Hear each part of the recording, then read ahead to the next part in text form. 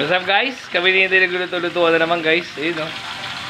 So, ako hindi na maligi ngayong araw na to guys. Kaya ang putot namin yung natira natin kahapon na tilapia. So, hindi naman natin siya naprito kahapon eh. Lahat. Hindi natin siya naprito lahat. Ayun no. Ayun no. Tapos meron tayo dining pechay. Nagigisa natin guys. Na may tokwa. Ayun no. Pakabisa niyan guys. Ayun no. Tokwa. Hindi na pinapupulan ni Inday eh. Pero okay na yan. Ayan o. Sarap laag yan guys.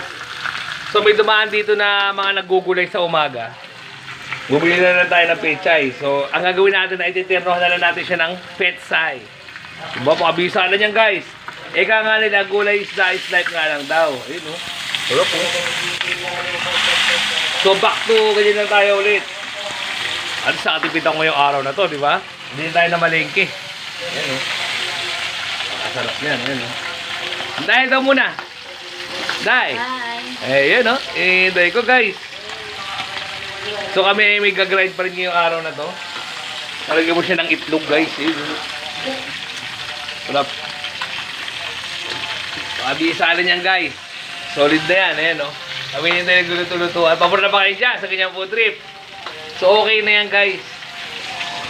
Dahil di tayo na malingki. Oh, ha? Ayun, no?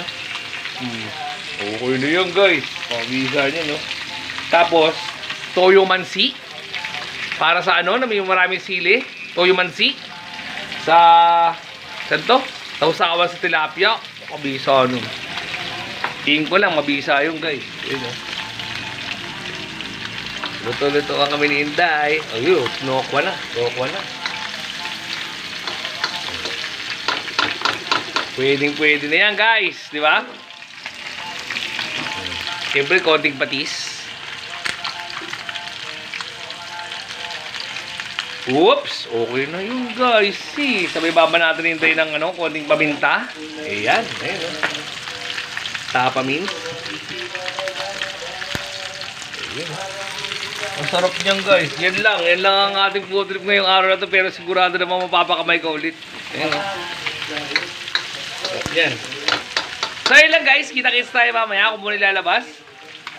Ako ibibigay ng toyo. Wala pala kaming toyo guys, sarap niya. Yun, dali mo.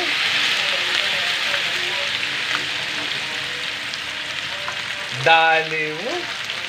Solve na yan guys. Solve na yung pananghalian dyan. Ayan o. Ito.